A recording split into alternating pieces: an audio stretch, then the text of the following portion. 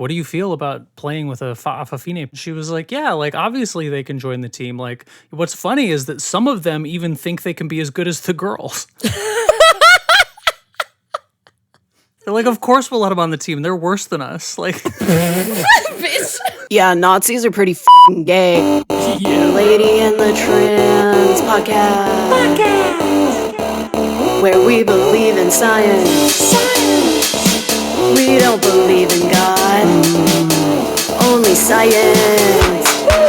Science will solve all the problems. That's the trans agenda. Trans people in science gonna save the day. Solve the problems with us. With science. Science, bitch. To my trans agenda, I'm returning trans. Hello and welcome to part 2 of our gender difference throughout society trio of episodes. I'm Lady. And I am a mystery. I'm mysterious. You are. That's how you pull bitches, you act mysterious. You are mysterious. Yeah, so I think I'm probably just going to dive in, huh? Let's do it. Next, we have the Bugis. Bugis. The Bugis. Okay. This is in Indonesia. Okay. Bugis is not a term for the trans people. The Bugis is the culture. Okay. But the Bugis culture is an indigenous Muslim culture. It's about 3 million people today. Okay. They've been there for a long time, and they recognize 5 genders. The Makanrai, the Oroane, the Bisu, the Kalabai, and the Kalalai. Those are the cis women, cis men, non-binary and intersex, trans women, and trans men. Okay. They have always had these 5 designations. And they're dating back thousands of years, you say? We know that it has existed for at least 600 years. Okay, that's still quite a while. Yeah. And this is, you said they're like an indigenous Muslim community? Mm-hmm. Okay. And their words are Arabic then? Mm-hmm. Interesting. And this is in Indonesia? Mm-hmm. Okay. All right. If you are Bisu, Kalabai, or Kalalai, which is the non-binary intersex group, trans women or trans men, you are accepted in any gendered space. That is great. Yeah. If you are any version of trans, you are allowed to go anywhere. That's dope. Yeah. The Bugis culture has been in Indonesia for 4,500 years. We know for sure that the 5 genders have existed for more than 600. But it's likely that the 5 genders have existed longer than 600 years. We don't know exactly when it evolved, but Just the history that we have dates back to that. correct. I'm sure there's more to it than that. It's not like something happened in 1400 and everyone was like, you know what? Maybe there's more genders. Yeah, let's do this right now. Yeah. You know, like, that's not how that works. Especially if you're an indigenous culture and you've had thousands of Yeah, it years has of to date back. figuring out how Yeah. things work and Yeah. digging into a place. Yeah. So the Bisu are specifically the non-binary intersex group. And the Bisu are really the ones who are like revered in this society. If you're a trans man or a trans woman, they accept you, they respect you, and they might let you fill in the roles of a Bisu sometimes, but like they really like the Bisu. Okay. If you're like smack in the middle, they're like, you. They fuck with the Bisu heavy. Yes. Okay. The Bisu are revered as shamans or community priests.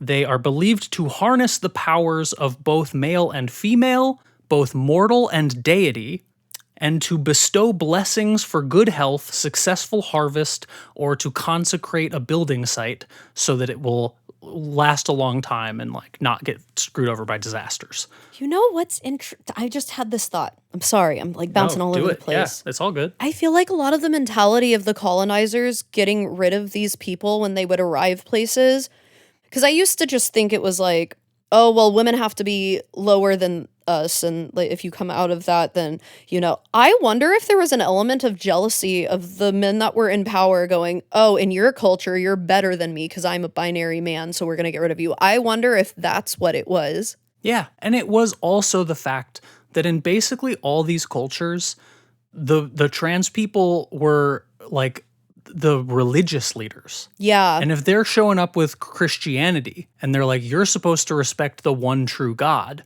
and you have these practices where Who is a male binary. where these weird freaks are the only ones who are allowed to talk to God. Well, we've been saying for a long time that priests are the only ones who can talk to God. So this is a direct threat To our system that keeps us in power. And so if we get rid of just the trans people, they lose access to their religion. And when they lose access to their religion, they will have to conform to ours. Because none of the rest of them believe that they're capable of doing it. So if we just target the trans ones, which is a much smaller demographic, they lose their religion and we can impose ours upon them. Oh, so many things are good. I'm glad we're doing this episode. So many dots are connecting. The other thing is, in this culture, Bisu are the ones who choose the king. Oh. So they have like all the power. So they had to take out the people that choose the king because they were like, I'm going to be the king, fuck you. Yep. Wow. Literally, they were in charge of choosing the leaders. They were in charge of communing with the gods. They had the powers of mortal and deity. They were like, that's where you want to be.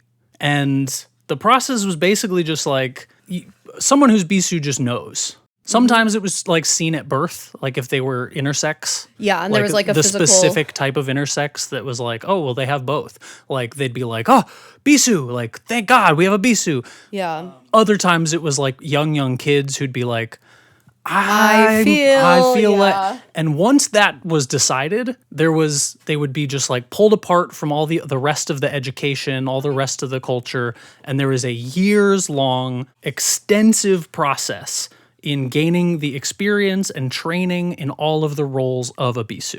There was a quote from like a recent Bisu, and this is like something that is core to their beliefs, that, well, we don't know if God is male or female, so only someone who is both can be possessed and mediate with the spirit world. Okay. And this culture also has this belief that non-binary, intersex people are the ones who can commune with the other world. Do you think that belief comes from because they are both genders, they're able to communicate with a spirit that could be either or both? Do you think that's where that belief stems from? Because it seems to be a really common belief in a lot of these cultures.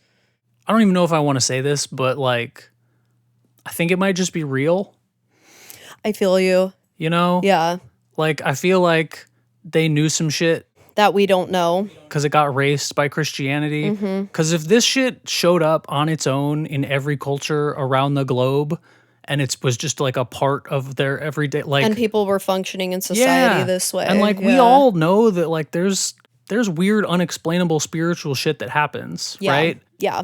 And like some of these stories that I'm going to talk about in some of the other cultures, like with each new culture that I looked at, more pieces started clicking into place of being like, oh my God, like all this shit applies to me and all my trans friends. Like specifically like often in childhood, they will have visions of speaking with dead relatives. Like I did that, you know? I don't know if I still can. I don't know if it's something I would have to like train or like get back in touch with. I don't know if it's something I used to think it might be something that was specific to children.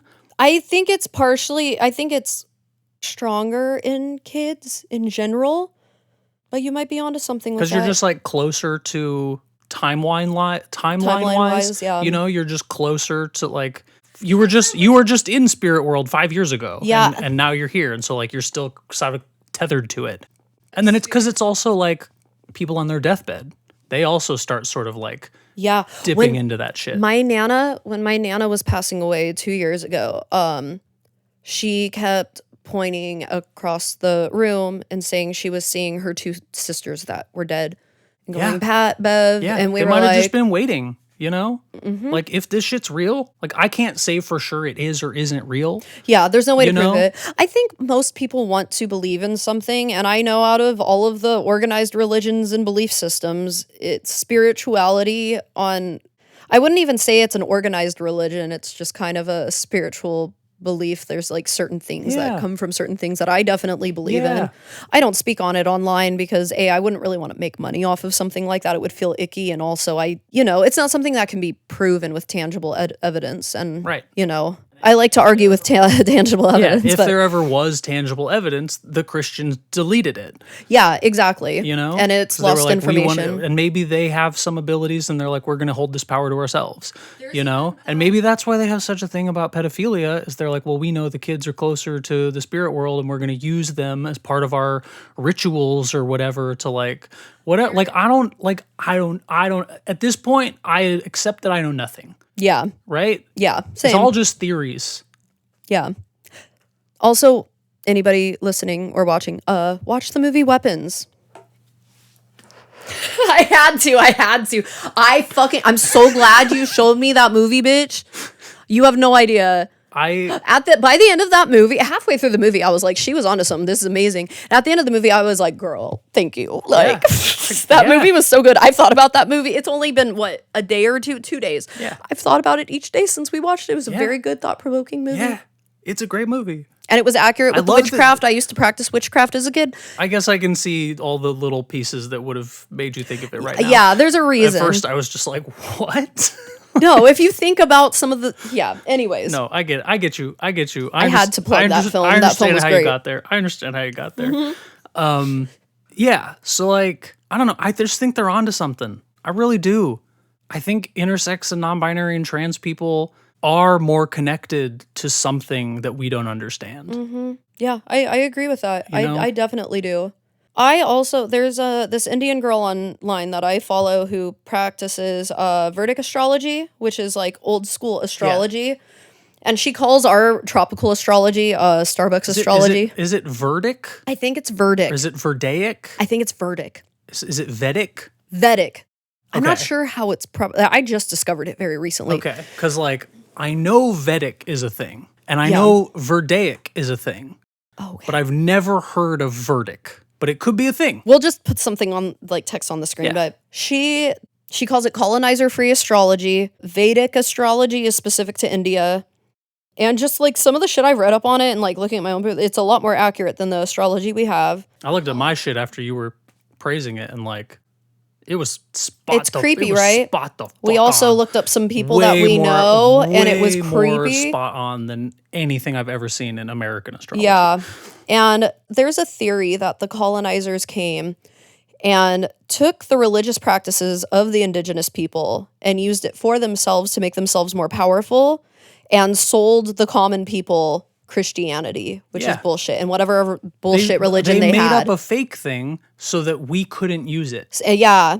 And then used the fake thing to control the masses. Yeah. And then they do the actual real thing, and they all know that the fake thing is fake, but they pretend the fake thing is real in public, and then they go behind closed doors and they do the real thing. And now to connect to what you're saying about non-binary and trans people being closer connected to the spiritual thing. So think about right now, there are more trans and non-binary folks. There's more trans folks that are out right now. Yeah.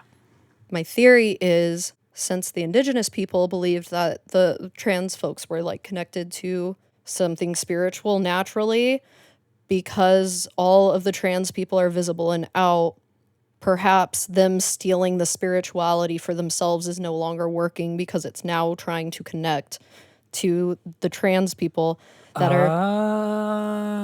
That is a theory, because so many people worldwide are... This is the way the spiritual realm is regaining its rightful place. Yep.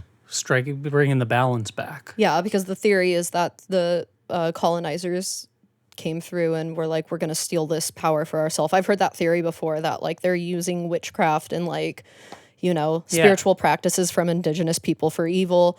And that's how they've maintained their power. And now that's why everything is falling apart for them, because everyone's pretty close to class consciousness right now. Yeah. And if you it really... is collapsing. We are at the end stages of their whole mentality right now. Yeah. And it's scary because it's, Which is why they're trying to flee the planet. And it's good. Yeah. Get they're out not of gonna here. Flee the planet. Just leave it to us. Send them back to Jupiter to get more stupider. That's what I say. Yeah. Anyway, back to the Bugis. The Bugis, yes. In this culture, trans men and trans women in no way feel trapped in their bodies, which I relate to because I've never felt trapped in my body. I just felt my gender was wrong. And that's something that several cis people said, like, after I came out, they were all like, wow, like, I can't believe you felt like you were trapped in the wrong body this whole time. And I just was always like, that doesn't really describe my experience. Like, that might describe the experience of some of the like earliest trans people in the United States, right? Like some of the like whatever specific type of transgender person it is that does feel like they've been trapped in the wrong body. And they need to have Or that's just the way that the cis doctors had to interpret it to make it make sense in their own heads. It could have been that and it as was well. something they made up and then forced trans people to say in order to like To grant check the them box to grant them the rights that they were asking for or whatever. But when I read about these more indigenous cultures that are talking about their experiences and they're saying like, we're not trapped in our bodies. Like we understand what our body is, but like the body doesn't define us. Like the spirit does. That's true for everybody as well. Yeah, You know? of course. So this culture was colonized by the Dutch. They were less persecutionary than most of like the Catholic colonization, but they still brought some like negative beliefs and some hatred and fear of middle gender people or like alternate gender people. Nowadays, the kalalai, which are like their version of trans men, have become sort of taboo. Like they used to be super commonplace, but now it's like they're believed to be less moral. Okay. Even if they're going to transition, like they're able to transition, they're able to say that they're men, but they're still required legally to pray as women, or else God won't hear their prayers. So I feel like this is true in our culture as well. I feel like trans men, because trans women in our culture, if someone is clocking them as trans and being transphobic, it's, you're a man that wants to be a woman, and that's weird because why would you want to be a woman? And fuck you, because I want to fuck you and now I want to kill you. You know what I mean? Yeah. And I feel like with trans men, the transphobia they receive is like, you don't get to be a man. I'm seeing you as a woman, and that's kind of what it's like they're facing a type of misogyny, even though they're men. It's like, you know what I mean? Yeah. But I think that's even true of our culture. Trans men, if they are outed and don't pass someone clocks them, the transphobia they face is like, I'm going to deny you your manhood because I want to perceive you as a woman. Yep. How dare you try to be a man? That's kind of it sounds like that's I'm the still same going thing. to see you as less than me, but like, cool, I get it. I get why you'd want this. Yeah, but also you're not allowed. That's what it sounds like this culture is also doing to their trans dudes. Yep. So that sucks. Yep. But then they gained their independence from the Dutch colonizers in 1949. But by that point, like so much of the cultural history had been lost that the Bisu were sort of sidelined. Like the whole concept of the thing. They started to become targeted and were forced to conform to a more binary worldview or face extermination. So the Bisu, who are the ones who are like in the middle, like non-binary intersex people, now they have to choose a side. And like they still sort of allow binary trans people, but like the ones who were the Bisu, the ones who had the spiritual connection and the powers and everything, they have to like no longer be that. That's fucked. Yeah. We do that to people that are fluid or non-binary as well, where it's like if people are perceiving you as one way or another, it does give you a little bit of safety in society than a binary trans person, I think. But at the same time, you're denied of what you are because people want you to pick a side. Yeah. And that's the Because transphobia. we're coming at it from a binary worldview. Yeah. It's like, I simply refuse to believe in a spectrum. I'll almost buy into we were talking about this earlier today. Like, I'm willing to buy into the fact that there might be people who are just like in the wrong body and they're supposed to be the opposite thing. I'm not willing to accept that there are other things. Yeah. Which is annoying. Yeah. People are too dumb to comprehend anything outside. People are afraid of what they don't know. 100%. It's the same thing. You can relate it to sexuality with bisexuality because I have experienced my whole life trying to explain to people that I'm attracted to both in both ways. And people kind of try to put me in a box. Or I've had men, especially at the club when I'm working, because like I'll talk about it to them because as long as you're not a lesbian, they'll sexualize it and usually spend money about it. But I've had guys be like, oh, so which one do you prefer? And I'm like, I'm not going to tell them that I have more of a preference for women because then they feel like, oh, well, like it's like lesbians lie and say they're bisexual in the club because it can fuck with their money. But I'll just tell them like, oh, I don't prefer either, or it's about the person. And they kind of like, well, you have to prefer one. I've had guys argue with me about it. And I'm like, it's about the person. I don't know what's not clicking, Steven. Yeah. But I've had guys get visibly frustrated and upset that I won't tell them that I prefer one or the other. Because they don't believe you exist. Yeah, exactly. Yeah. And I'm not going to tell them I do have a slight preference for women. I think I emotionally connect better with them. Yeah. I enjoy my relationship, even Also, my fucked up relationships more. I wonder if that would even be true if we weren't in a patriarchy. What? If more men were good people, would you have that preference? I know. So that's another thing about that. I think because men are conditioned to not be emotionally intelligent and not understand themselves and also not explore things within themselves, like sexually speaking, I have a hard time with dudes because there's certain things I like to do in the bedroom that most cis men don't really want to explore, even if they really do want to explore it. Right. And it becomes a little bit of conflict, then I'm not really getting what I want out of the sexual part of the relationship.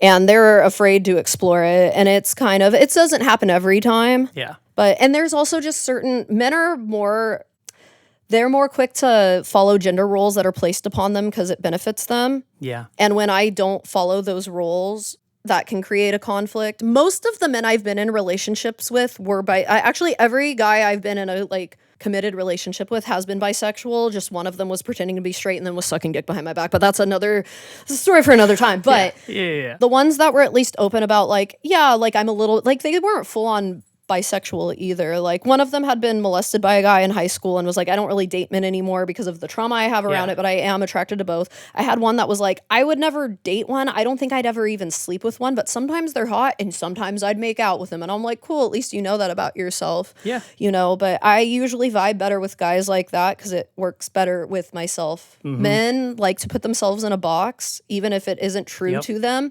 And I don't vibe with that. Women usually don't follow the rules as much because the rules are oppressive to them anyways. So the best kind of women aren't following that anyways. So Patriarchy is a scourge. it is. It's trash. And it makes everyone unhappy, even if you're lying to yourself about it. So Okay.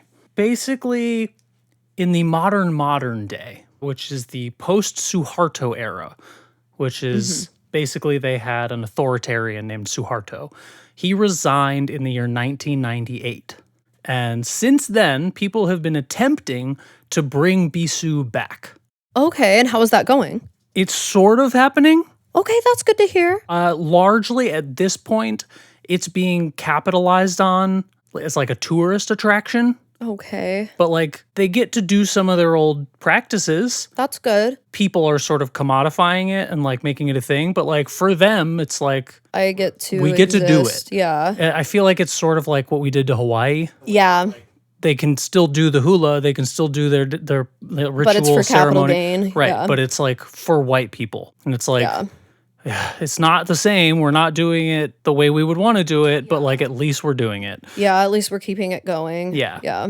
But because of a long period of colonization followed by a long period of an authoritarian dictator, there are just significantly less Bisu. So when the people are trying to perform the rituals that they used to do, there's not enough Bisu to go around. Yeah. So the Kalabai and Kalalai are sort of filling those roles. Yeah. And they're like, historically, we wouldn't be the ones to do this, but we're like, But we don't have enough of us here we're like now. closer to Bisu than the cis people are. Yeah. You know? Because Yeah. we at least have experienced two sides of a thing, Yeah. right? And it's the best we can do with what we have. Yeah. So it's not like as effective. I'm sure that'll grow over time because, you know, younger generations will be able to come out because of this. So it'll, you know. Progress is progress. It's slow going, but everything is trying to reset.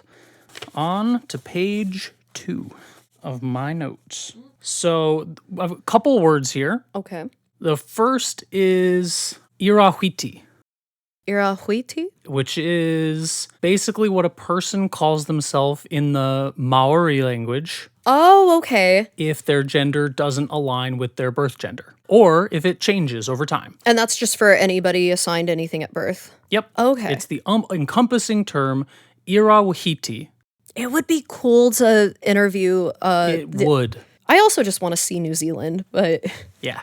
So I had to dig deep down a rabbit hole because what most people sort of refer to the larger LGBTQIA identities when they're talking about Maori, like gender difference and sexuality difference and whatever. The word that covers the entire rainbow is takatapui. Takata Pui. And that just refers to the whole rainbow. Okay. They do have 5 gender terms Okay. in their language. I think it's interesting how many of these cultures have 5. Yeah, it checks out though. 'Cause It if you really think about does. It, cis people, binary trans folks, and then non-binary and fluid people in the middle. Yep. It makes sense. Perfect sense. I feel like it sums everything up pretty I good think it's across great. most places. I think most people would be able to choose one of the 5. And fit in perfectly. Yep. So those terms are wahine, tane, wakawahine, tanagata iratane, and irakore. And those are cis women, cis men, trans men, and non-binary intersex. Okay. Same as basically it's crazy. You can go anywhere in the world, and if we still have records of their indigenous culture, they basically all figured this out. That is dope. Yeah. Yeah. The word takatapui originally exclusively referred to someone with a same-sex partner, and then over time sort of encompassed more of the rainbow as there has been more rainbow discovered. Traditionally, these people are accepted in Maori culture. When I switch between the languages, I fuck up my Yeah, fuck no, up my words. I feel you. Yeah. Maori culture. You got it. I Killing totally nailed that. Just A let her plus, cook, you guys. Chloe. Let her cook. So, okay. When I was researching this, when I was specifically trying to find information on gender difference, many articles kept coming up from this one organization called Sovereign Women Speak, or Manawahine Korero. Okay. This is a gender critical Maori group run by some people who happened upon some shit. So it was really hard to find actual information in this culture because the SEO, first of all, I'm sure Google is just you want this gender critical article, And also because they're posting a lot of shit.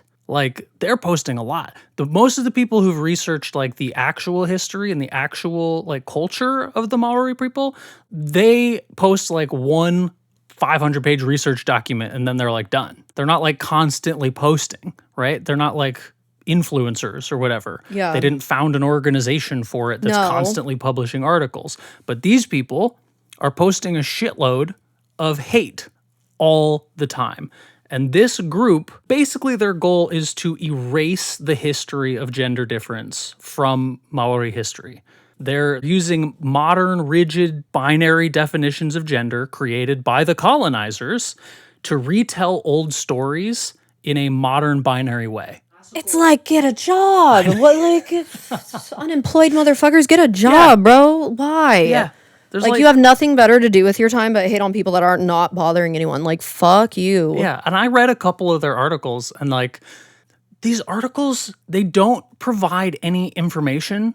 They just are they're these just asking questions people who are how come nobody ever provides any evidence? How come this, how come there's, I've never seen it, so it probably never happened. The funny thing is there is so much, there's not even enough evidence because they cut us off from researching shit as soon as it makes progress.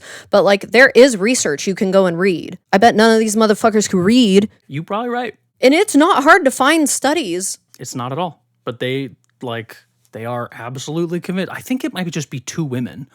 Why? Okay, this is another thing that makes me so fucking mad. I feel like cis women are like at the forefront of the anti-trans bullshit worldwide, and it pisses me off because I'm like, you are working against yourself. Yeah, they have no idea. Because if trans people gain rights to bodily autonomy, so do we. Yep. But a lot of these women. And this also breaks down the gender roles that you are forced into that you know don't make you happy. But they've brainwashed themselves into thinking it does. It's usually white women too, and there is a thing These ones aren't. They're they're Māori. Yeah, they specifically they're Maori women who just refuse to acknowledge their actual culture and history. It's their culture. I know. And they're just like, I guess, not talking to people from their actual culture. It's their culture. Yeah. Are they like living outside of their community and like I didn't like research the women who started the organization. I'm pretty sure they're from the mainland. Like, I'm not living there. Yeah. So they're disconnected and think that I think they're the people who are just like, well, my family's Maori and I grew up in America. This is like Latinos for Trump. Like, why? Like, literally. Or like gays for Trump. Any of that shit. It's like, what the fuck? It's like, go back over there and connect to your fucking elders. Like, what are you doing? Yeah. Like, this is the battle you're choosing. All of the problems in the world, all the problems you face as a woman and a woman of color, this is the battle you're choosing? It's insane. You're working against yourself. What the fuck are you doing? Yep. So, yeah, it was hard to find the other information, but I did find it. There's a few other pages and organizations that are committed to maintaining the truth, the actual history. Yeah. So a very famous story in their culture is a story of a man who gave birth to 9 children, which strongly implies that was probably a trans guy. Yeah. Right? Seahorse dad. In 1871, there was a European tourist who wrote of his travels and wrote of going there and flirting with a beautiful woman only to be horrified by her penis. Wait, what is it? Repeat the... There's a European guy. Uh-huh. And he writes this long story about how they all sit down and they're sitting cross-legged in a circle and she's wearing like a skirt. And at one point she kind of shifts and he notices that she has a penis. And he is horrified because he thought he was flirting with a girl. And now he's found out it's a boy. But that's in 1871. There were trans women there. Yeah. And he remarked in the journal that like nobody else seemed to think this was weird. Like everybody seemed to think it was super fine, which is crazy to me. It's totally fucking fine. This is the thing about that with dudes that freak out about that. Like pre-op and non-op trans women that are attracted to men specifically. I mean, just anybody, but leading up to a sexual encounter, they're going to disclose it because of compatibility and what they're into. Because people that don't have bottom surgery have different preferences.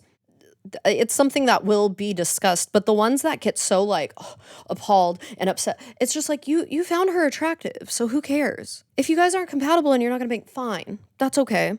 That's all it has to be is like, hey, whatever you're into, I'm not into, and I guess it's not going to work out. But like, why are you getting angry and upset? Like, you found her attractive. Who fucking cares? She was a pretty girl. You were attracted to her. Yep. The end of the story. Who fucking cares? Yeah. Why are you making it this weird fucking thing and you're so upset about it?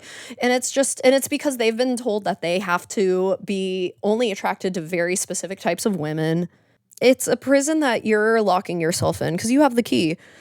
And you might leave some people behind that want to stay in the prison, but you find people that aren't in the prison. Yeah. They exist. And it's not just... I can confidently say that I have made more genuine connections post-transitioning than I ever did in the 30 years before. Yeah, I believe that. Like, my friendships are so much deeper and so much more meaningful and so much more real, and that largely applies to you. Like, I couldn't foresee that you existed or that you would enter my life prior to coming out. Because you were living in man prison. Exactly, yeah. Pretending to be a dude. Yeah. Accepting, like, the literal worst version of love possible from, like, the worst person because I simply thought it was the best I could get. Yeah, you know? Which is really sad. You ask me all the time, like, I don't know how you stayed in that shit for 5 years. It's because that's the best I could do as a man. That's so sad. You know? It's better than the feeling of horrifying loneliness of being single. I'll take the abuse, you know? Which is so sad. Yeah. Because you deserve much better than that. Every time you tell me about that whole situation, I'm like, oh God, fuck that person. Yeah. Anyway. We digress. We digress. So more evidence that Maori people had trans people prior to. In 1929, a woman named Nikora Hune Haora was a housemaid. Okay. She was tried in court for being a false woman because this is, after colonization and blah, blah, blah. But her employer, the person who hired her to work in her house, when she caught wind of this trial happening, went and testified and was like, I just don't believe it. She's the most feminine person I've ever known. I've employed her for a long time. I refuse to believe she's not a woman. 'Cause she is. Right. But she was found guilty of impersonating a woman and was forced to. And she was a trans woman? Yeah. She was found guilty of impersonating a woman. So stupid. I know. Culture weren't ready yet. You're not harming anybody. But I bet plenty of rapists didn't get charged with anything that year. Yeah. Plenty of pedophiles, plenty of murderers, plenty of people that did actual bad shit, and this is what we're choosing to focus on. Yeah. Or there is a famous statue or carving of a same-sex couple. I think it was two men having sex.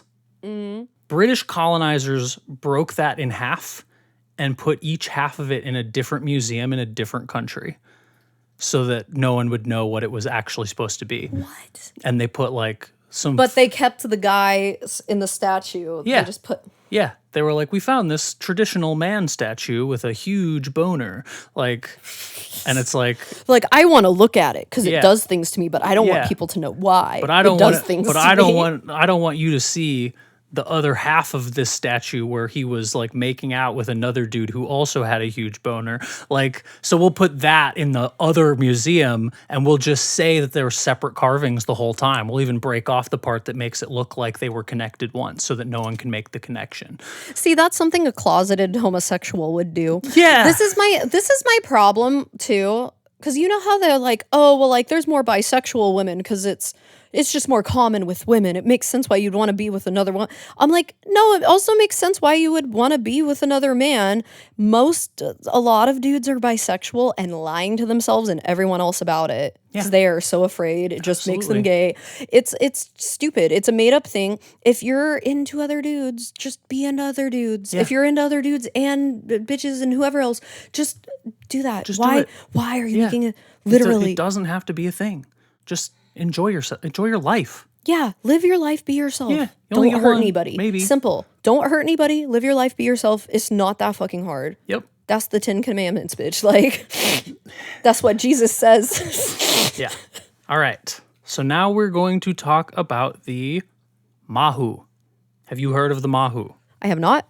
I'm surprised. So Mahu is in Hawaii and Tahiti. Okay. Mahu is a person who embodies both the male and female spirits. Okay. I think nowadays it traditionally, or it specifically refers to AMAB people. Okay. I don't know. Maybe I have it in my notes somewhere that there used to be a Fab Mahu as well. But my ex was from Hawaii and originally introduced me to the concept of Mahu and was I'm pretty sure all the Mahu that I know are AMAB. Okay. But also my ex was born in 1990, so only knows far post-colonization Mahu. Yeah. Right. Even in older generations Yeah. in their family, they would only know. Yeah. When we went and visited Hawaii one time while we were together, we went to their old high school and we saw a performance of Grease Okay. that was done. Grease is a good movie we should watch sometime. I'll fuck with Grease. Yeah, but it was hella love it was an entirely indigenous production of Grease. Oh. And it kind of broke my brain watching indigenous Hawaiian people performing Grease Grease lightning. which is like the most white people 1950s That's the most white people shit. But It might be the whitest movie it was ever literally created. I was just like, this is not the play that you would have chosen for yourselves to do. Yeah. Like if you could do anything in the world, I feel like there's got to be something else that you vibe with more than Grease. I feel like everyone vibes with Grease, I though. mean, maybe everybody vibes with Grease. I somebody- could be wrong. I could be being racist. I think even like psychopathic people vibe with Grease. Everyone likes Grease, right? I guess. I don't know. I've seen a lot of. I'm going to ask all of my friends, because I have a very diverse friend group. I'm going to ask every person what they think about that movie. And I guarantee you, all of them are like, that's a good fucking movie. I know a lot of pretty hardcore feminists who like really hate it because the message at the end is ultimately like, you should change yourself so a man will like you. That's every message of every movie ever. Like, you're not getting past that. It doesn't make it not a good movie, though. Every movie was problematic it's got to good some music. degree. Yeah. Yeah. But in the production, there was a young Mahu who played one of the roles. And I just remember, because this is long before I transitioned, like after the performance, I was just like, so like, was that a trans girl? And my ex was like, no, they don't really have that here. That was a Mahu. And I was like, a fucking what? And, Yeah, you're like, a what now? And they had to like explain to me that like in indigenous Hawaiian culture, like there's Mahu. It's like it's always just been accepted. Like as long as they've been alive, they've known Mahu. It's just a thing. But in typical culture, Mahu were respected as healers, as teachers, usually of hula. They were sort of the teachers of hula, both the dance and the chant. They performed the role of goddesses in the temple performances. Okay. They were valued keepers of their cultural traditions, passing on history from generation to generation and keeping all of the records of family genealogies. Oh, wow. So like They had big jobs. yeah, so they were like who you went to if you wanted to know anything about the past. I mean, to be fair, the most responsible people I usually meet are trans people. I don't know why. We're going to talk about that. Wait, do you have facts to back that up? I do. Is it the autism? I mean, it's not so much that. It's just that several cultures have respected the fact that they're like, yeah, I don't know, for some reason these alternate gender people seem to be the most responsible people. You know? No, every time I meet a trans person, I'm like, you are so responsible. Like, Yeah. I don't know what it is. Well, now I'm going to know. We'll get to that. I mean, well, you're not going to know why. You're just going to know that like it's a thing. Okay. Right? Okay. You know, typically parents would ask the Mahu to name their children. Okay. This was part of just cultural tradition, which might be part of how they were so good at keeping family genealogies. They're like, I named all these bitches, you know? Yeah, Like, that's true. It's already in my brain. I came up with yeah, this. yeah. Also, in this culture, do the Mahu people name themselves at some point? Is that a thing? Or do they keep their birth name? I don't know. I wonder if they give them the responsibility of naming people because they would name themselves, maybe. But I Maybe. don't know if they do that Yeah, or not. So maybe. But I think it was also just because like Mahu were seen as more connected to the spiritual world and might have been like better able to see like the spirit soul- of soul. the person like right away and Yeah. choose a name that like would fit. yeah. The first published description of Mahu was in 1789 Okay. in the logbook of the Bounty. Okay. Do you know about the Bounty? I don't know shit. It was a British ship. They made a movie about it, like a sort of famous movie from like 50, 60 years ago, something like that, probably 60 at this point, called Mutiny on the Bounty. And it's about like basically the first white people to like land in Hawaii and partake in the culture. And I think that like some of the people were like, we should take this place for our own.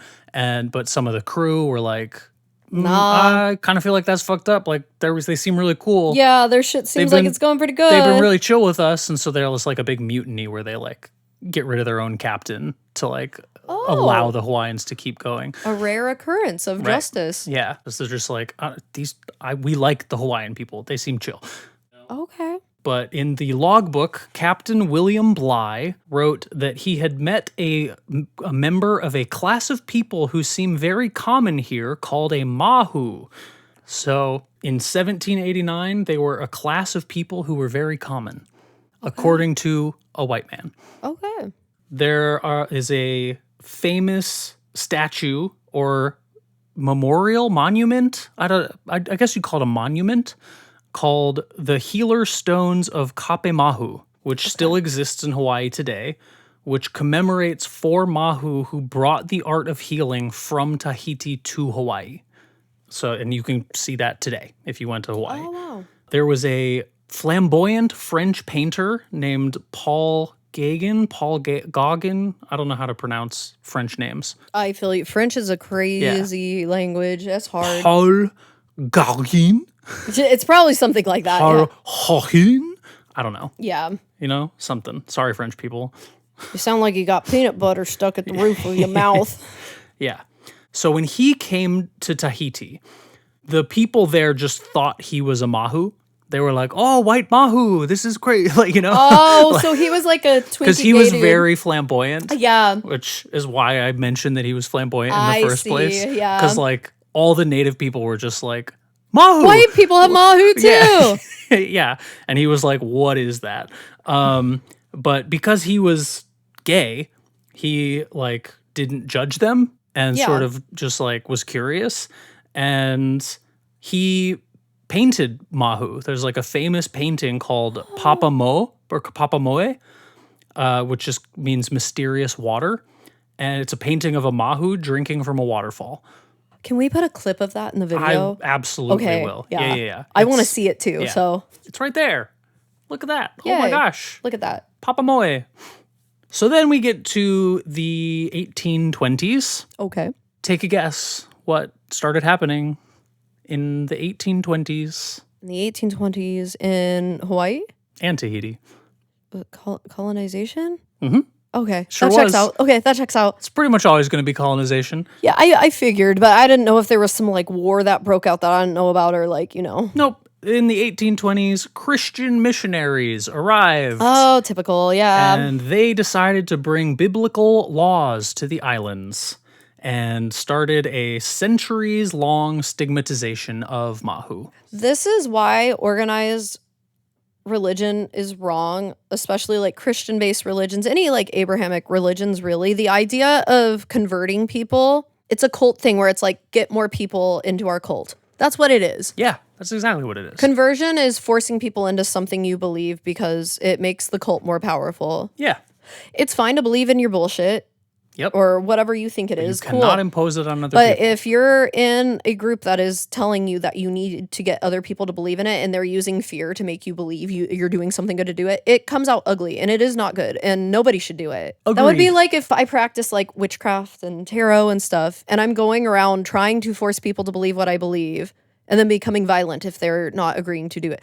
Like same thing in reverse. Insanity. Like, Yeah. come on. By the early 1900s, French colonizers started sending Mahu to labor camps. That sort of lasted for like 80 years. Where they were So terrible Yeah. for 80 years. or maybe not quite 80 years, but for like a long time throughout the early 1900s, the colonizers were, by the time that like America officially made Hawaii a state, I feel like there was less like labor camp stuff going on, but they were certainly still stigmatized. Yeah. And by the 1980s, the Mahu joined with the Fa'afafine, who we're going to talk about next. Who's the The Fa'afafine are basically the Mahu of Samoa. Okay. So the Mahu and the Fa'afafine started joining together to organize a resistance to colonization and to fight for the right to have gender difference again.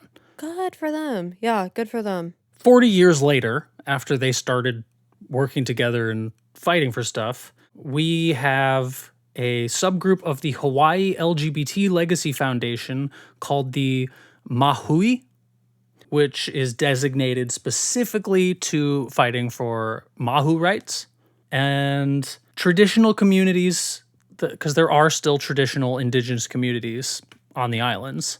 Right now, I think most of the indigenous people live on the Big Island. I think that if I'm remembering correctly from what my ex told me. Because like Oahu's been like fully colonized. Yeah. There's like a couple of them there, but they've been shunted to like the west side of the island, and they all basically just live in poverty over there. And they all have jobs in like the tourist destinations and shit. Isn't it crazy how a lot of indigenous cultures in places that have been colonized over hundreds of years, like the people that are remaining live in poverty and they like It's not surprising at all. it's not, but it's It's the just goal. so sad. It's the just, goal. They do that on purpose. we do it to the natives on mainland as well. They live in their reservations. A lot of them struggle with drug addiction and alcoholism and they live in poverty. Yeah. I found out from you they can't even vote if you are a part of a native reservation. No, they don't have any representation. Which is insane. This is their land that you took over. They should have a say in what the fuck you're doing on their land. That's crazy. It's insane. It's like, have you look at all of the House representatives and the Congress people that we've ever had? How many natives?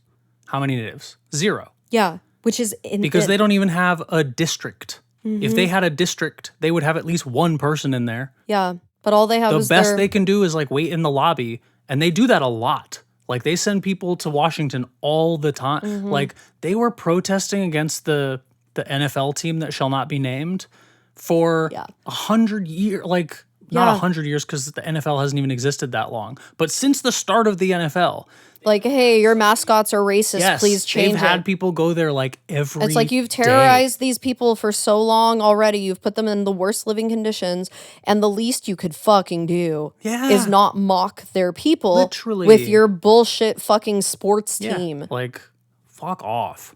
Yeah. But yeah, so there's still traditional communities, and the traditional communities still respect Mahu as historians and experts on culture. They still carry on traditions, specifically maintaining like their language. The Hawaiian language is like, it's dying out. Not a lot of people still speaking it, but the Mahu are holding strong, teaching it to people, keeping it going as best as they can, waiting for colonization to end. You know, hopefully one day maybe this whole shit will fall and we can take back the islands. And yeah, basically they talk about connection to the land, cultural activities, song and dance. They still do symbolic tattooing. They don't believe in gender surgery, you know, much like most of these cultures. They're like, no, it's never been a part of our culture. It doesn't matter. Yeah. Who cares? We see the spirit of a person. Yeah.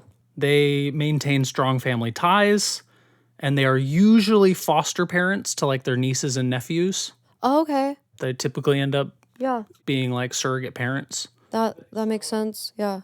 And they are noted for being especially compassionate and creative. That checks out. The queers tend to do that. Sure do. Look at the gay French guy who came over and painted a whole painting about their people, you know, like the queers just worldwide. Yeah. As our thing is the arts. Yep. So now we can go to the Fa'afafine. Okay. And also, I didn't make a whole section for this one because in the Cook Islands, they have essentially the same thing called the Akava'ine, which is essentially the same thing. There's a lot of crossover between even Mahu and Fa'afafine. But Fa'afafine literally translates to like a woman. Oh, okay. They also have the Fa'afatama, which translates to like a man. Okay. So they were inclusive of the trans guys they as have well. trans women, trans men. And in this culture, if you are Fa'afafine or Fa'afatama, this is discovered in your early childhood. It is encouraged. Yeah, they recognize it early and they encourage you to do it if they think that's what you are. I used to have a friend whose husband was Native Hawaiian, and he was saying the Samoans, a lot of the times, if they have a firstborn son, it is common practice for them to raise that firstborn son as a girl and socialize them as a girl. He might have been getting it wrong because this person in particular is a little bit transphobic in his views, but like, I'm assuming it would be like they discovered that child was... So I'm wondering right now if this has something to do with the fact that Western media made up a lie about these people. White people basically said the Fa'afafine identity is assigned at birth because not enough daughters are born. So basically, So like, it could have if just you been have a colonial firstborn son, they're just propaganda like, bullshit. this is going to be a woman because we don't have enough girls, which is made up by white people. Or this kid gravitated towards Yeah. certain things and they just Right. let them experiment with whatever. Yeah, it was basically just white people's way of explaining, because like people were visiting and it's a big part of their culture, the Fa'afafine, and so people were seeing it, and so Western media needed to come up with an explanation as to why this was a thing and why it was accepted, and so they made up this lie about how, well, so they just, unfortunately for those sad people that we should pity, they just don't have enough girls. So like they have to make one of their boys pretend to be one. Or they were projecting what they do to people onto this culture even. I don't even think a lot of the propaganda, I don't even think they're lying about what they think is going on. I think because they do it to their own children. Because think about it, straight people, Haters have no imagination. if you have a daughter who is more interested in boy things or vice versa, straight white people tend to force that kid to not be interested in that. Yeah. So it feels like it's just a projection thing. Maybe they aren't even just actively lying. They're looking at this culture and going, oh, you're forcing this kid into it, because that's what they do to their own kids. A lot of it's projection. Yeah. Because a lot of these people genuinely believe these lies because they're projecting how they are in their culture, you know? But part of the reason that like it was so noticeable is because these trans people basically make up 3.5% of the population of Samoa, Okay. which is, more than triple what they are in America. In America. Right? And it's still a very small percentage, but Still small. Yeah. But like that is closer to the number that I think is how many I people agree. are trans. I agree. right? Honestly, I think it would be even more because at least in the US, like it's a bigger population than Samoa. Yeah. But I think the percentages would roughly be the same. Yeah, I think it's roughly 5% of people. That's my I would agree with assumption. that. I would agree with that And too. considering that the Mushe is at 6%, and they're like so excited that they have the most trans people in the Yeah. world, right? Yeah, I know, right? They might actually have the highest percentage in the world, because might. I think it's about 5%. I think you would be correct in Yeah. that assumption. Yeah. And then maybe there's just something like culturally, because it's a matriarchy and women have all the power, that like People are allowed to Yeah. be that. And so yeah. if you're like assigned male, you're like, I'd rather be a woman, Yeah. you know? The Mushe, they aren't accepting necessarily of trans men, correct? It just didn't mention them. Like I looked a lot of places. It's crazy how that is a worldwide thing. I know. So this is the other theory. What if the percentage is even higher because they are excluding trans men? It would be the same percentage. Like, cause that It wouldn't 6 increase even slightly? It wasn't 6% of the population. It was 6% of AMAB people. Oh, I see. So I think if you were including trans Then men, it would probably be it roughly would be that. the same. Yeah. You know, it would just change to 6% of the population rather than 6% of AMAB, AMAB people. Okay, that makes more sense. Because Yeah. 6% of AMAB people is 3% of the population. Yeah. And then in Samoa, it's 3.5% across the board. Okay, that checks out. Including both, right? Yeah. Okay, that checks out. But they exist in all aspects of Samoan society, from caregivers all the way up to government employees. They're just fully a part of the culture, integrated in every level of it. They're often entertainers or leaders or something of that type. Prior to colonization, Samoa was matriarchal. Women had the power, women were in control. And it continues to, like, Samoan society continues to value women highly. Like, colonization did not strip that completely away. We're going to be tagging hella people for this, Okay. but there is this girl that blew up on TikTok. She's this Samoan girl who's always talking shit to men. That's her whole thing, is she's mean to dudes in her comments that are being shitty to her. Great. And she's Samoan. And she was on a podcast talking about how, like, her parents, it's like a cultural thing, like women are not seen as like less than. And she's like, my dad always taught me, like, make sure men respect you and treat you well. Yeah. And You're her equal. mom was like, your dad treats me with respect. That's what you should look for. And she's a bad bitch. She has like she's written a book. It's her whole thing. But she's really cool, and I'm thinking, I don't know that she mentioned it was a cultural thing. I do know she is Samoan. But yeah, I think it makes a difference on like how happy people are overall, and especially the women in a culture when women are valued just as much as the men are. I think Yeah. it's so important. I agree. The Samoan culture, they've been there since 1000 BC. Damn. Yeah. So they've been there over 3,000 years. Do you know the band The Misfits? I do. They have a song called 1,000,000 Years BC. Anytime someone says BC anything, I'm like, oh, that song just pops in my head. Sorry. Yeah. That is, so this history is like recorded back to 1000 BC, Not like recorded as in written down, but like but it has been kept, it is known, continued to be like told. that they have been there 3,000 Oh, plus okay. years. Okay, I Yeah. see. I don't know if people were even really keeping time or like dates back then. Yeah. But they might have like old like carvings. An archaeologist Yeah, could kind whatever. of figure out where Right, the fuck yeah. it dates back to, yeah. But when it comes to the Fa'afafine, there are no restrictions on transfer of chiefly titles to women. There have been several Fa'afafine chiefs who have just lead the whole community. Generally speaking, in their culture, women are the leaders. Women are the leaders of their like community, and men are the leaders of the household. Okay. Like women kind of do the government type shit, and then in home. And men take care of the house.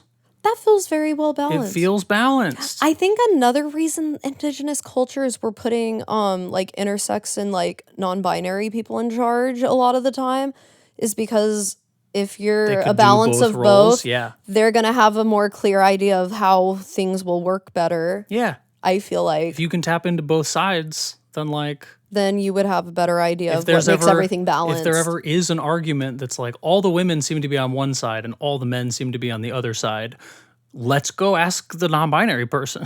yeah, you know? they might have a better They idea can, of how they all can be this the shit- tiebreaker or whatever, you know? Yeah. They can explain the women's perspective to the men. They can explain the men's perspective to the women. Yeah. Mm-hmm. And then maybe we can come to a better agreement on whatever the fuck this is. Yeah, Right? it makes sense. It makes perfect sense.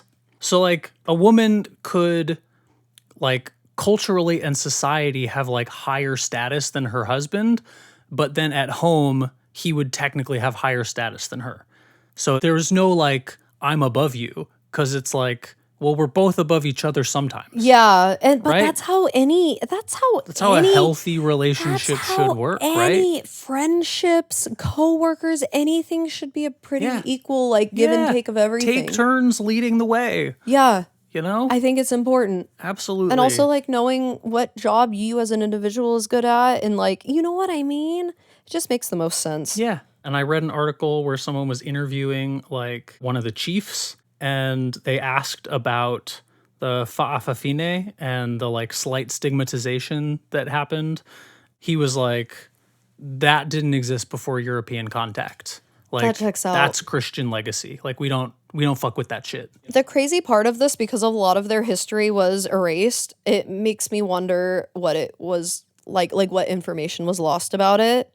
Because even how you were saying a lot of the trans men in these cultures were erased, like Yeah. maybe that's because of colonization, because the Oh, colonizers were absolutely. perceiving the trans men as women, so they just kind of were like, fuck women. Yeah. And we're like, we're Even not though going to the write guy's a down that these were dude. men. We don't care that they're saying they're a dude. So it makes you wonder how they were functioning even before. And we don't know because that's been erased. It's really fucked. Yeah. Absolutely. In that same article, like the guy that they interviewed was like, look, I don't have all the answers because so much of our shit has been erased, but like I know this much and I can share this with you, right?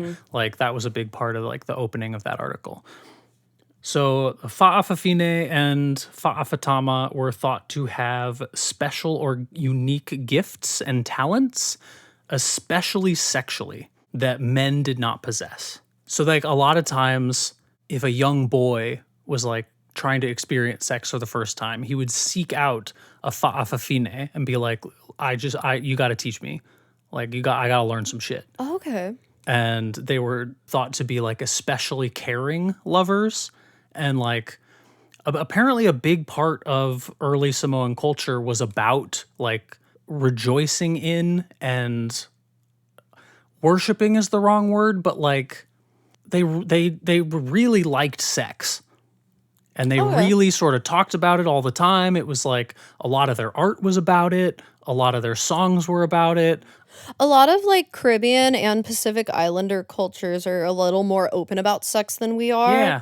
Like I know in Jamaica or like Barbados where Rihanna's from, I know their culture's a little more open about sex, but it's not this like it's just kind of like part of it and no one bats an eye about it. Like no one's making it into a thing kind of a thing. So it's Or even my ex, when they talked about Hawaii, they told me about this practice where like kids, when they reached like about puberty age and they started to get curious about sex, they had like a practice, like a cultural practice where they would take two of those kids and be like, hey, we're going to set up a tent for you over in the corner. Go do sex. Go figure it out. Like, we encourage this. Like, you should know what this is. And since you're both about the same age and the same experience and this is level, something you're wanting to do. Yeah. So this is the other thing. Because you know how we teach abstinence sex ed in our country? Like, that doesn't which help. just leads to pregnancy, which is what capitalism wants. Yeah. But it's like, just like teach them about condoms, teach them about STDs. Teach them how to be safe. Explain them like technically what everything is, how to understand consent. Yeah. How to understand consent is a big one, It's a and we pretty do not big teach one. kids that. It's just like, this is penis goes and vagina Yeah. and then baby, and also don't do it or you're going to hell. Yeah. That's what we fucking do. And I'm like, that doesn't work. It causes trauma for these kids. Yeah. It causes them to not enjoy themselves as adults doing it. And if you are exploring sex for the first time in a tent in like a cultural wide ceremony and you know all of the adults are like just up the beach, like you're gonna respect consent.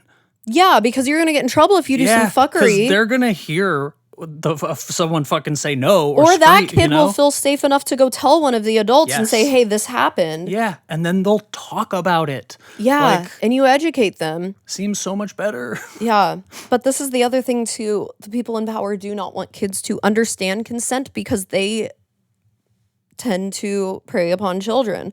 A lot of people in power are pedophiles. They don't want them to understand sex or consent or anything about their bodies so 'Cause they then can use have them. power over them. And yeah, do fucked up shit that traumatizes them. I think that's a big component to it too. Absolutely. Yeah, no question. Yeah. Fa'afafine and Fa'afatama were thought to be generally more organized and motivational. So they were often So this leads me to my point. That's why I go ahead. No, just every trans person I know, even the worst of them, even trans people I don't get along with. And you know what? I'm going to say this is specific to trans women Okay. more so than trans men. Though trans men are much more organized than cis men. Yes. Agreed. I think it's their socialization they're brought up with, but trans women tend to be very responsible. And it's almost every single one of them. I'm trying to think of if I know any trans girls that are just like irresponsible as fuck. And no, even the chaotic ones, they're still responsible in the chaos. It's a trip. Yeah. Yeah. You're right. But you said in your research you didn't find any reasons why, because that's what I really want to know. I did not. That is really, I'm going to go down a rabbit hole about that specifically. Like, if we're talking spirituality, it could be just like you're more balanced as a person. Yeah. And like if you're balanced out, then you can organize shit better. You know what? 'Cause, like, your thoughts are more, or I don't know. My friend that is definitely non-binary, Yeah. very responsible. I got And that vibe. actually, I think got that vibe. more responsible than even you. And you are so fucking responsible. It's actually crazy. So maybe more in the middle you are even, because you're a binary trans woman. They are. Yeah. I think it is. It's cra- about balance Why aren't we studying this? because we still live under I colonization. hate it I because know. there's so much good information. I know. We could be Sure would be functioning. nice. You know the memes about like society if women ran everything or whatever, and it's just like a really big tech metropolitan city that's just beautiful and like thriving, and it's like, oh, like if men run everything and it's just like a shithole town with poverty or whatever, like that's what this feels like, but with like the queers. And I feel like we could get to like utopia. I feel like if we understood this shit. I feel it's like crazy. a lot of these early cultures were. I feel like they were existing in that. I think they existed in utopia, I think they did too. like their version of utopia. Or that's another thing. A lot of trans people I know usually get into tech because they're big nerds. Yeah. A lot of them do. Not all of them do, but a lot of them do. And they're usually like the smartest tech people I know. Yeah. And because we're having advancements in tech, like I just feel like if we had acceptance of queer people, specifically those that are trans, and they were in positions of power, I just feel like we would be progressing in ways that we can't even fathom now. I agree. Just based on what trans folks have been able to do with like what Yeah. society we're living in now. If Like trans people were in charge of the technical developments and advancements, we wouldn't have any of these fucking problems we're having with tech right now. yeah, we wouldn't have losers getting psychosis in Yeah. Chat GPT and Yeah. like We the wouldn't- fucking 'cause- tech companies destroying our planet. Because we would have seen what it was going to do and not done it. We would be automating everything so people wouldn't have to work a billion hours a week. We would like people would be making art. Things We'd would have be socialism, you know, like Yeah. we'd live in communities where everyone feels supported and everyone has their needs met, and then like we could work together to common goals and greater accomplishments. We'd be going out to other planets and figuring that shit out because fucking Oh yeah, we'd already be there. yeah. It's crazy. So some Fa'afafine were allowed to join women's netball teams, which is like their sport. Okay, netball. Yep, they had That sounds fun. it does. It sounds like basketball tennis to me if I had to come up with what it is. Is that what it is? How does it work? I didn't look into it.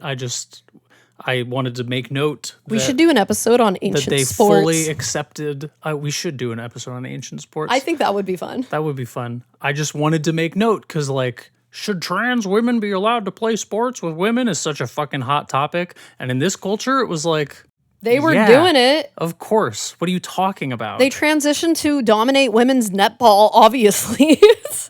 You know? Yeah. Dumb. And it was so commonplace that in any given village at any one time, there was usually an average of 2 Fa'afafine players on the netball team. Whatever Okay. the local netball team was, every team had about 2 of them.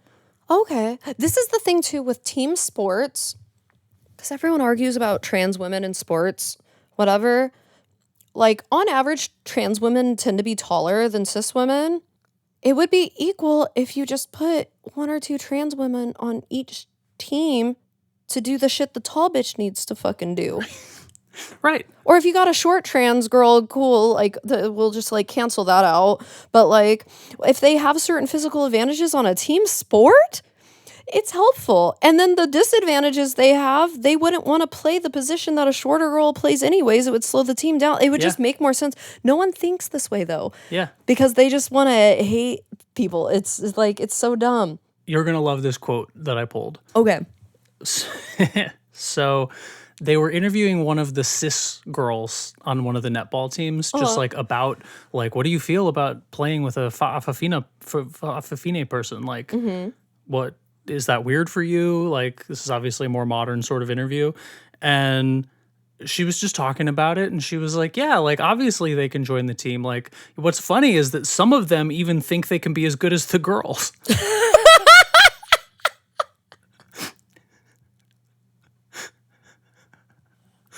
I bet you Fox News wouldn't air that. Nope. Oh, man. Yeah.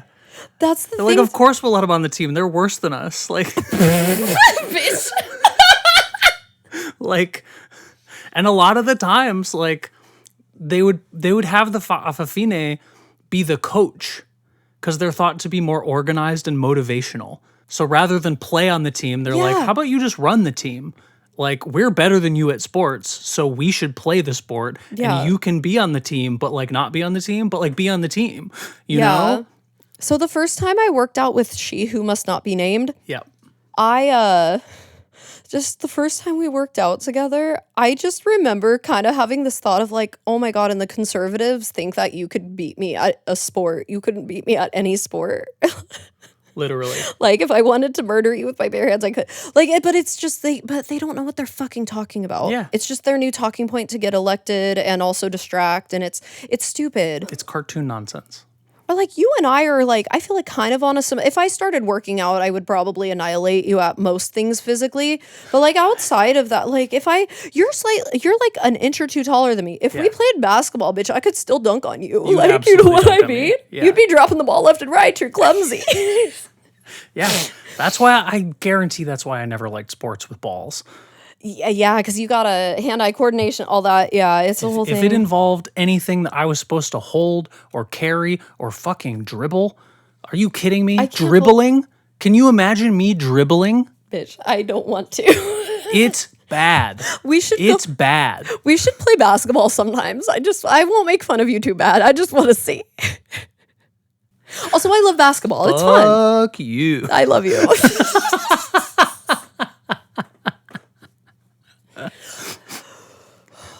Every time you step in the kitchen, you drop a thing on accident. Like, it's, I know. You know. I know. And Every time I get out of my car, I drop something on the floor of the garage. Every time I go to the elevator, I drop something up before and I have to pick it. You're not even graceful about it. You're always just like, and I'm like, bitch, come on. I'm really clumsy. I suck at carrying stuff. Yeah. It's like the thing I'm the worst at in the world. Yeah. It's whatever, you know? Yeah, it's insane. But yeah, so like today, every person in Samoa that they interviewed, that like they couldn't find a single Samoan person who wasn't close friends with at least one trans person. Like, it's so commonplace. Everybody has a trans friend. That's dope. That's how it should be. I agree. And even though like colonization happened and blah, blah, blah, it's still less than 20% of parents who are disappointed if their kid ends up being trans. Less than 20%. Yeah. And like, it's not even their, like, it's still the fact that that percentage is so high. I know. It should be zero because it was always zero. And in a culture where it is common for trans people to exist and be happy, the fact that there are people that are still disappointed. But I think I'm sure that I'm being a pessimist about that. I know. I think that percentage is on its way down. I'm sure. You know, I think that if we checked this 10 years ago, it might have been higher. Yeah, and I bet if we check back in 10 years, it'll also it'll go probably be down to 10%, you know? It's just so frustrating. It is. Colonization is a fucking scourge. Christianity is evil. Apparently Buddhism is evil. Yep, that's a thing I learned. Yeah, I learned that doing this research. Yeah. When I was really digging into it, I was like, oh wow, the two forces on this planet most responsible for anti-trans sentiment are Christian-based religions and Buddhism. I would have never guessed that. Because I would have assumed, based on all the media, that like it would have been the Muslim religion. Mm-hmm. But like, there's Muslim cultures. There was a Muslim culture. There's Muslim cultures that have trans people and are totally chill with it. Yeah. So like, they did make a note in that particular article that like the more radical, like militant right-wing Muslims tend to be against it. Yeah. But anyone left of that, it's just that right now in history, those are the people who have been put in charge of like most of the Muslim countries. Yeah. Is like the far, far right just won. Yeah. But all the rest of the people still exist. Like the people who would be totally accepting, like they all still live there. They just can't talk about it. I also feel like in a way with Islam, because I have noticed with like people that like kind of loosely practice Islam tend to just be, it's like, oh, it's chill, it's just a thing you believe, whatever. It's the same thing you could argue with Christianity. But I feel like because there is a constant culture war and like religious war going worldwide of like what religion is going to be the thing. And it's a very like man thing. Yeah. And I believe in Islam. They're trying to compete with Christianity and like other like colonizer religions, and it becomes extreme and like because it's the only way to fight again. And also like most of those countries have been under attack by Christian countries for 1,000 years. And in the recent century, they've like really upped their game in terms of the have. types of weapons they've been using, which would really sort of radicalize people. Yeah. Like if you were just like an average fucking Muslim person and every single day a Christian dropped a missile on somebody in your fucking country or somebody, one of your neighbors, if I was experiencing that, I would absolutely be pushed to radicalism. Yeah. I would be like, we gotta just fucking kill these people. Fuck this shit. You know? Yeah. Like, And then it's also like from the perspective of the man thing where it's like we got to oppress the women and shut the women up and like it's you know what I mean? It's all like men doing a pissing contest with each other. It's stupid. But also like imagine what like you know the Arab cultures were like pre that, like their more indigenous roots and like how things were before. You know, it's like there's so much history we've lost. So it's like imagine what kind of things they believed prior to our modern world of colonization. You know what I mean? yeah. It makes you think. It's like, what were people before all of this shit? And what, like, because it sounds like a lot of these cultures, like where the history cuts off, it's like they were progressing to something really great.